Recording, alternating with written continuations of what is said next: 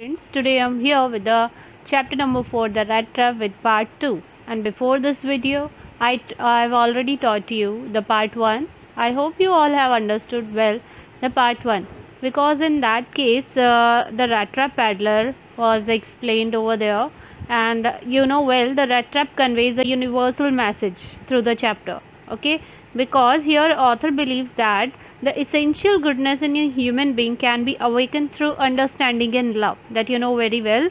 So the story is about a rat trap peddler who was trapped in a cage and he could not come out of this, but the good heart and love and understanding can change his behavior to steal or to do the wrong things.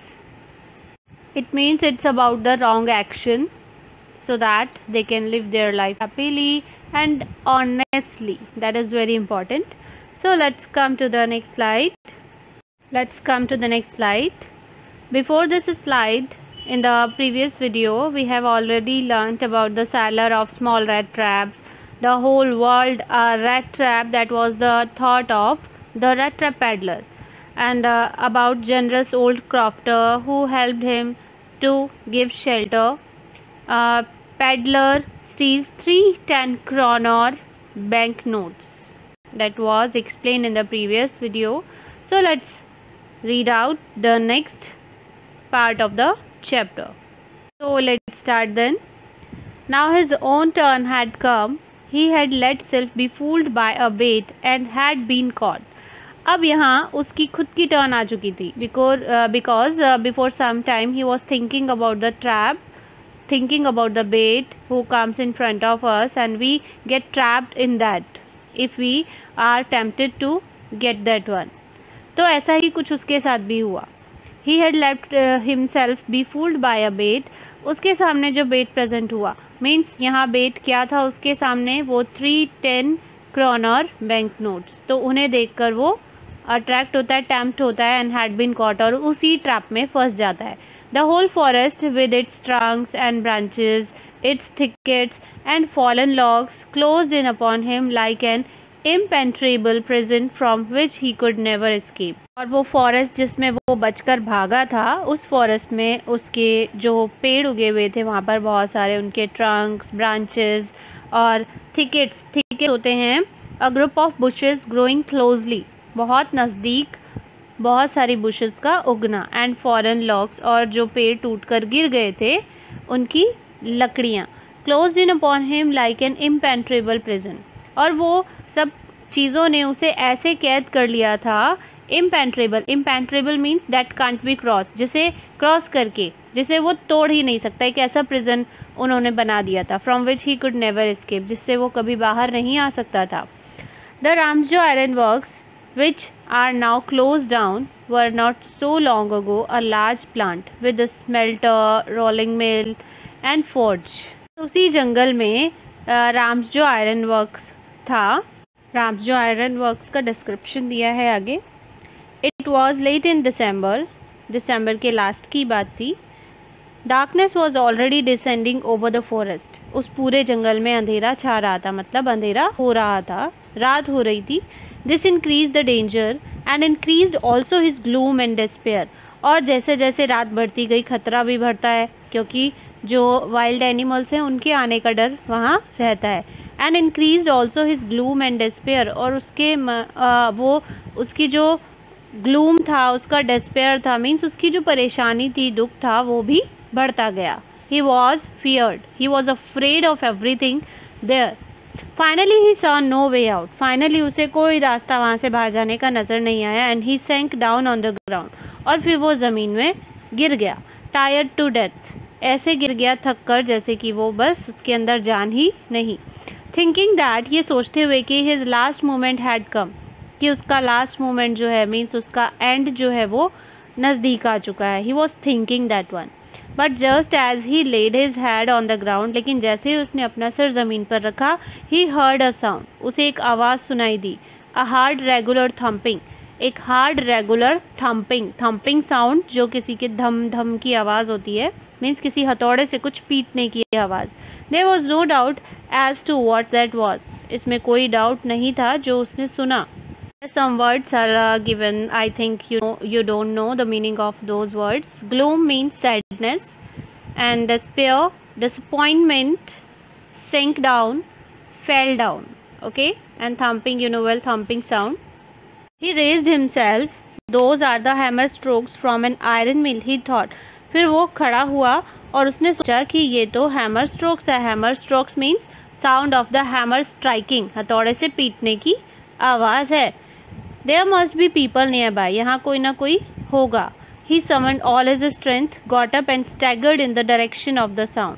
और फिर उसने अपनी strength को, summon means collect करना या gather करना, अपनी strength को कलेक्ट किया, उठा, and staggered in the direction of the sound, और लड़खड़ाता हुआ उसी आवाज़ की तरफ चल पड़ा. स्टैगर्ड मीन्स वॉक्ड अनस्टेडली, लड़खड़ाते हुए चलना.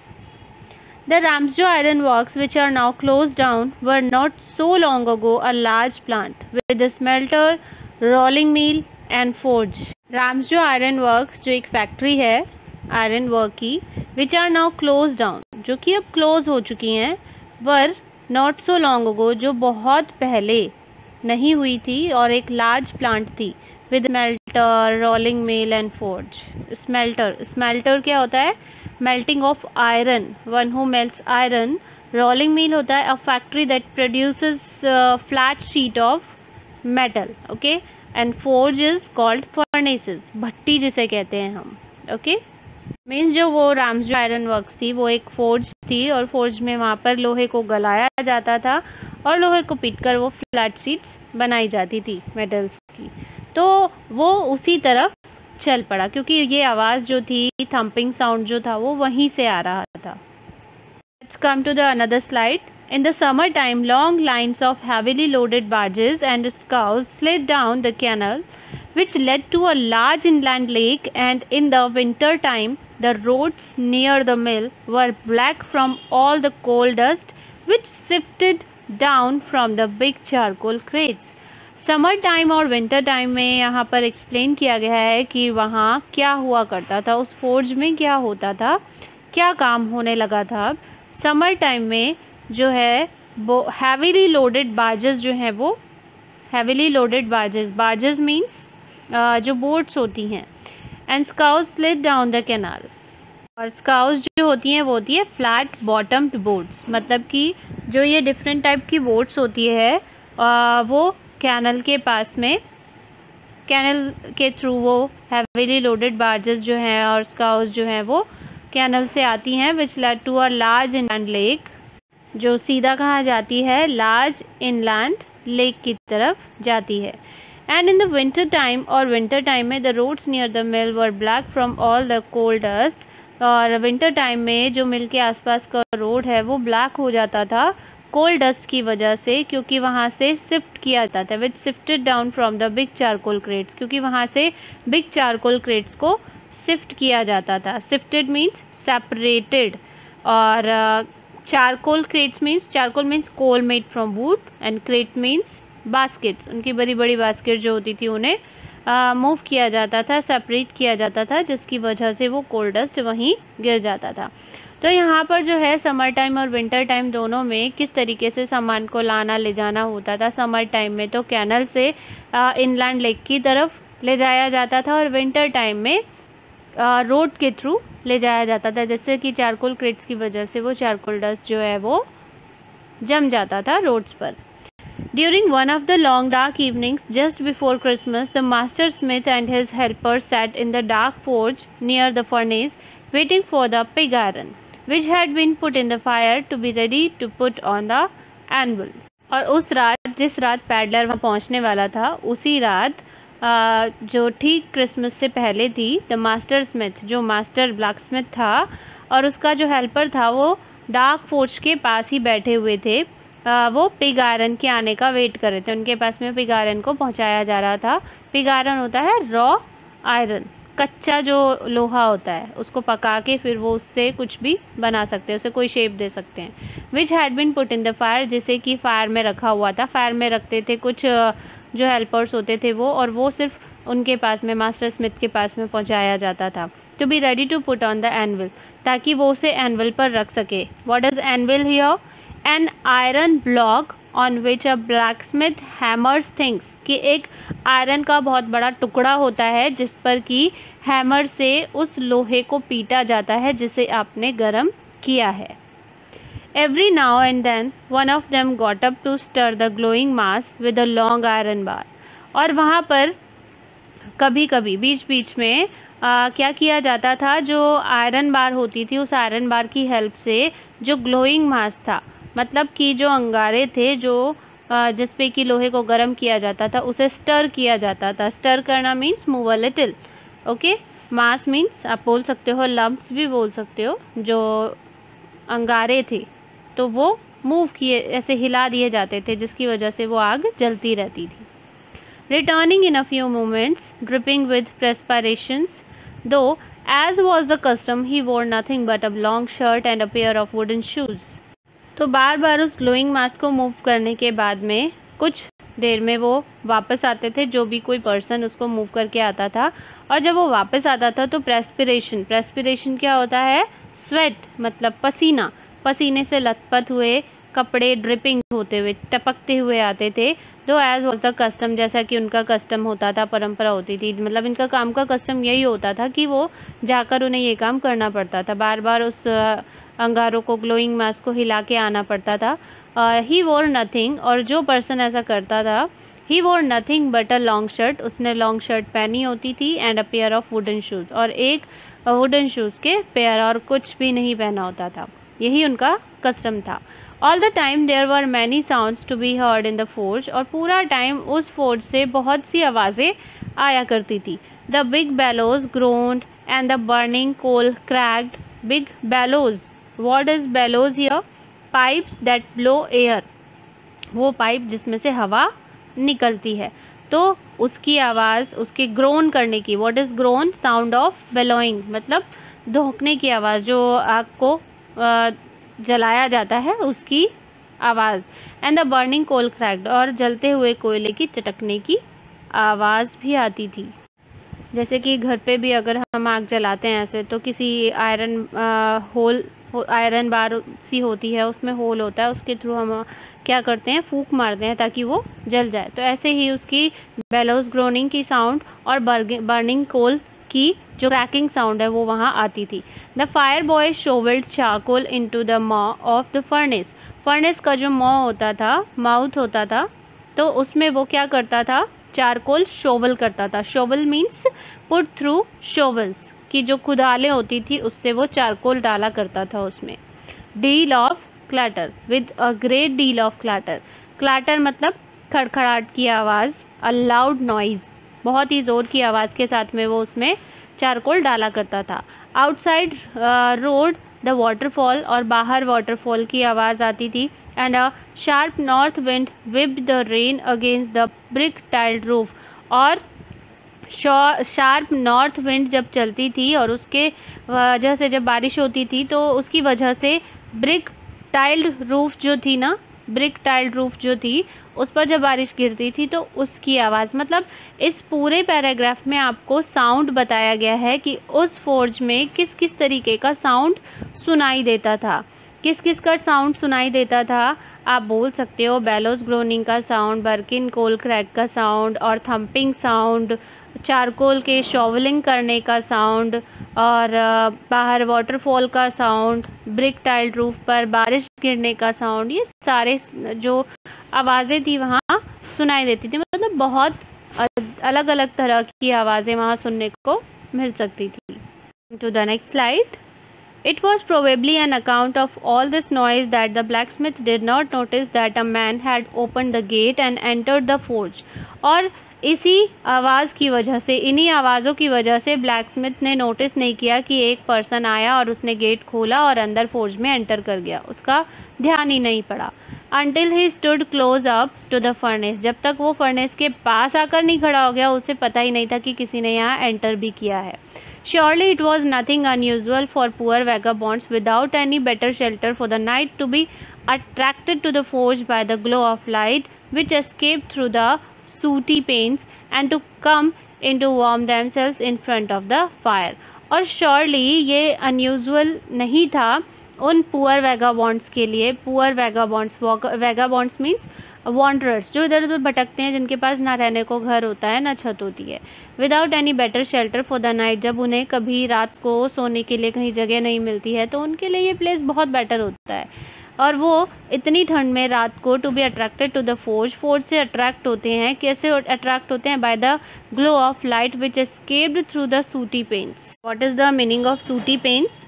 Glass panes covered with soot, मतलब कि वहाँ वो भट्टी थी तो भट्टी की वजह से जो विंडोज़ वगैरह में वेंटिलेशन में जो विंडोज़ में वो शीशे लगे हुए थे उन पर कालिक जमी हुई थी, उन पर धुआं जमी हुई थी। तो वो धुआं जो थी उनमें हल्की हल्की रोशनी बाहर से नज़र आती है, तो उसकी रोशनी से अट्रैक्ट होकर ही कि भाई यहाँ पर गर्मी हमें मिल सकती है, इसीलिए वो फोर्ज के सामने, आग के सामने बैठने के लिए आते थे ताकि वो खुद को वार्म कर सके।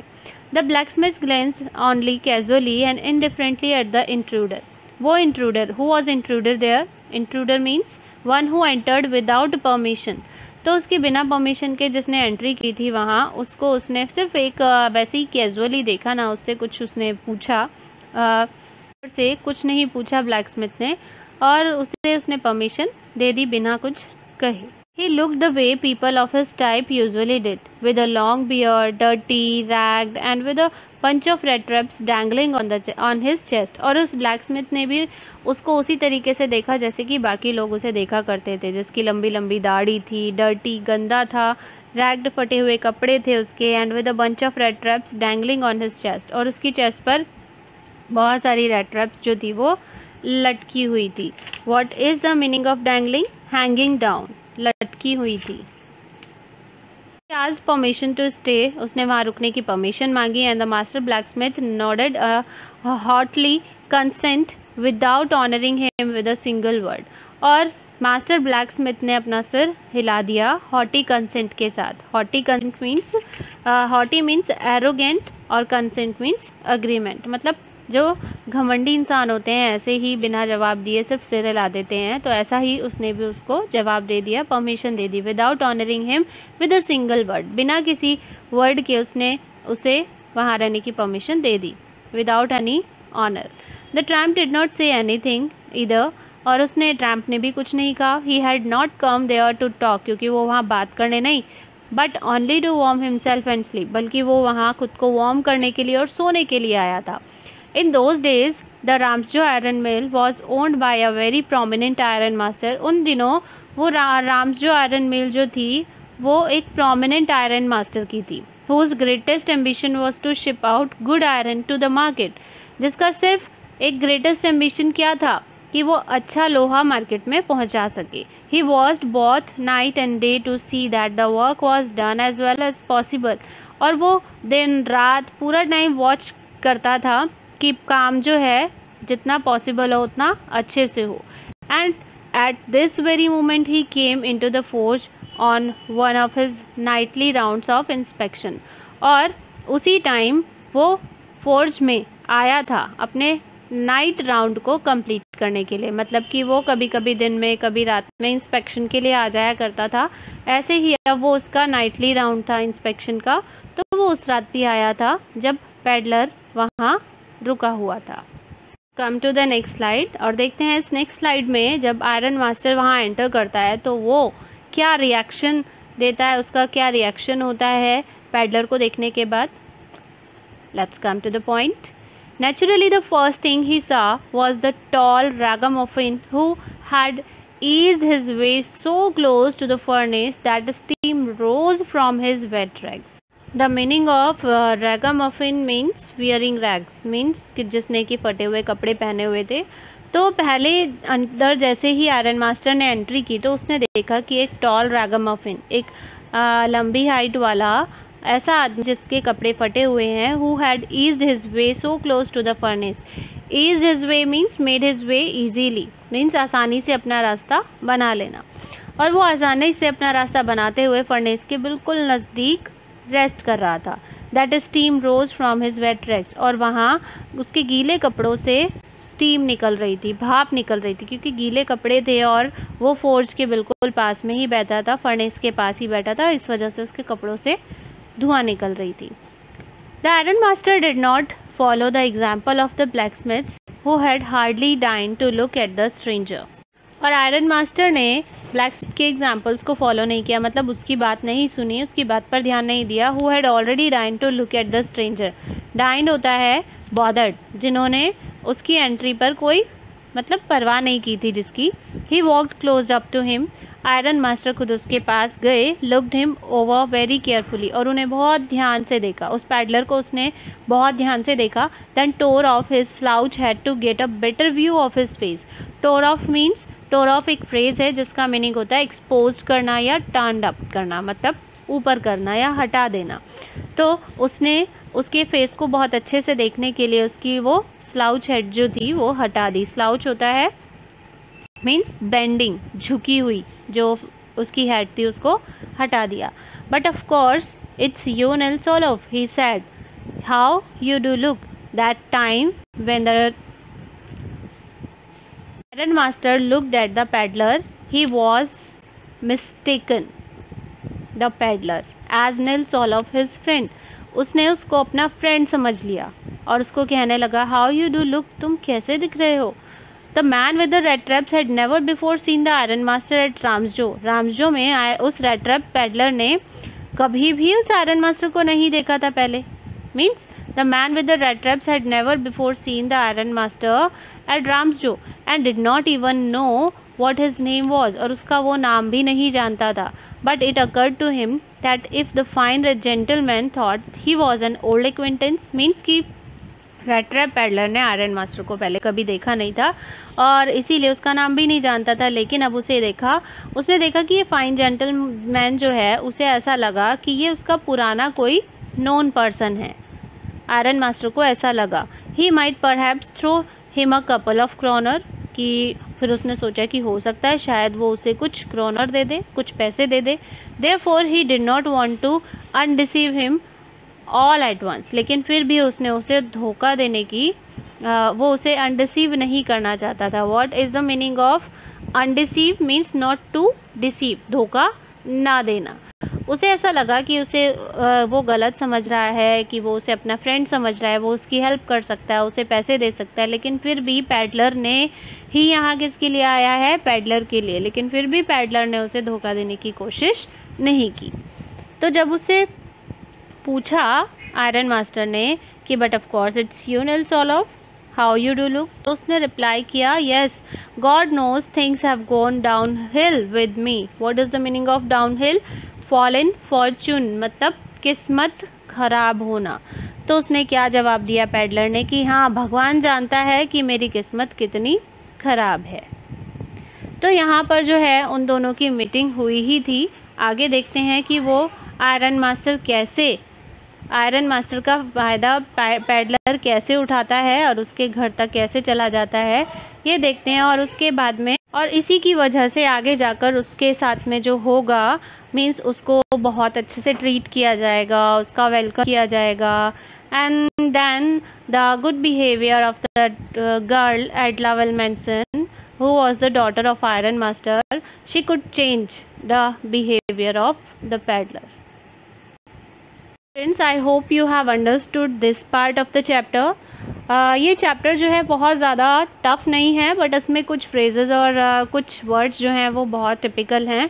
सो you have to look at the words firstly, then you have to learn those words, okay, so that you can understand well the chapter and you can understand the story of the chapter and moral as well of the chapter, okay.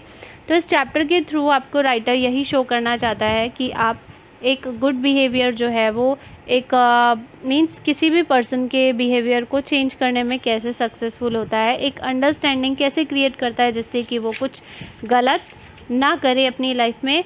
Understanding और love के through ही हम human being की goodness को awake कर सकते हैं. तो यही जो चीज़ है इस चैप्टर में शो की गई है. If you have any problem then ask me through comment. Thank you.